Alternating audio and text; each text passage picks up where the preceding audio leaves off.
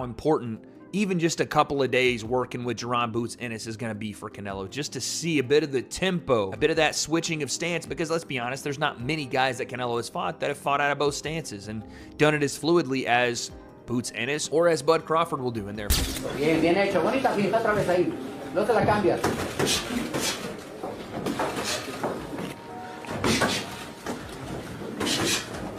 Crawford fight, not Crawford. I don't think Boots fight like Crawford at all. That was just I think the comparison they was making initially was just as they both were switch hitters and they both could be so naturally. That's really the only thing that they do. How important even just a couple of days working with Jaron Boots Ennis is going to be for Canelo, just to see a bit of the tempo, a bit of that switching of stance, because let's be honest, there's not many guys that Canelo has fought that have fought out of both stances and done it as fluidly as Boots Ennis or as Bud Crawford will do in their fight. Crawford fight, not Crawford. I don't think Boots fight like Crawford at all. That was just I think the comparison they was making initially was just since they both were switch hitters and they both compete so naturally. That's really the only thing that they do the same. The boxing world is stunned after news broke that Canelo Alvarez has been sparring with Jaron Boots Ennis ahead of his fight with Terence Crawford. So I see many see this as a powerful statement of intent from Canelo's camp. Former world champion Andre Dirrell highlighted that this move proves Canelo plans to be at his absolute best for September, leaving no room for complacency. Ennis is known for his speed, explosiveness, and versatility, making him one of the closest possible replicas of Crawford. Bringing Boots into camp shows not only respect for Crawford's skill, but also how serious Canelo is about this challenge. Camp with Canelo. I do believe this is get back on Crawford. For not taking a fight with Boots back in 2024 when Boots called him out. But Crawford was on the bigger and better things, baby. That bigger and better things being Canelo Alvarez. September 13, 2025. Bigger legacy, bigger name, bigger payday, bigger status. So, too little too late, Boots. But I am looking forward to how you advance in your career after this, because this camp is definitely going to level you up, man. You're going to get better because of it in every aspect. Toughness, skill set, smarts. You're going to get a lot from this camp, champ, and I'm looking forward to seeing what you do because of it. You're already a bad man, dog. I want to see where you take it from here. But Crawford, it's over. I believe he walking away in the sunset, especially if he walk away with the victory, which I'm hoping for. But you champ, you going to have to settle for something else. Get Canelo that work, man. He going to need it. He going to need it. According to Roy Jones, Canelo got to be on this a game. You got to be on yours, too, man. We looking forward to seeing what you do after this. It's raining on me right now, so I'ma cut this short, baby. But Boots, get somebody else, champ. Get somebody else. I'm out. Boxing Orbit shook the boxing world by tweeting a picture of Canelo Alvarez sparring with Jaron Ennis. Their post read, Canelo Alvarez sparring with Jaron Ennis ahead of his bout with Terence Crawford on September 13, sparking intense reactions across fans and analysts worldwide. Greg Hackett sees the decision to bring Jaron into Canelo Alvarez's camp as one of the most talked about moves leading up to the Crawford fight. To him, the reaction of fans and media is understandable because nobody expected such a collaboration.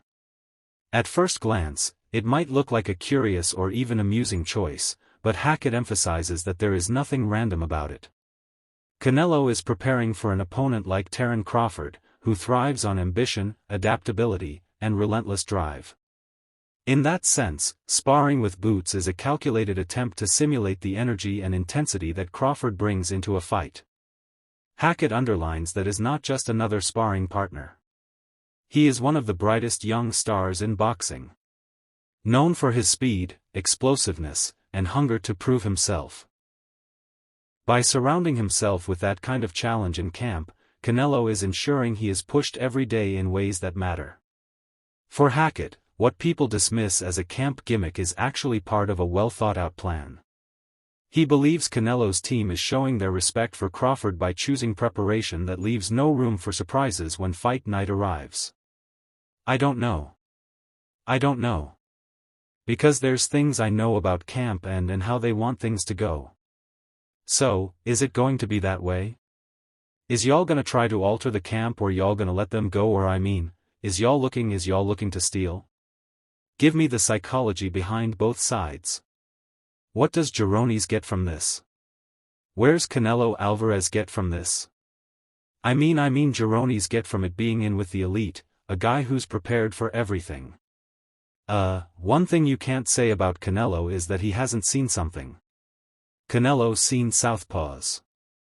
He's seen tall guys, short guys, slick fighters, he's seen bulls. He been up against everything. So, you get a world of experience with a guy like Canelo. You get a guy who's in full confidence with guy like Canelo.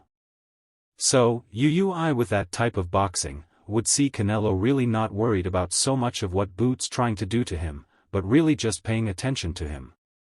But then it's the same, like I don't know. I can see Boo kind of like I think the mindset for Boo would be not only to prove I can hang, but to also be trying to see what would come with this, ___, you know what I'm saying? I don't know.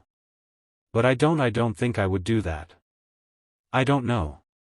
It's just me. I just think the only reason I say that cause I think Moose could get that fight.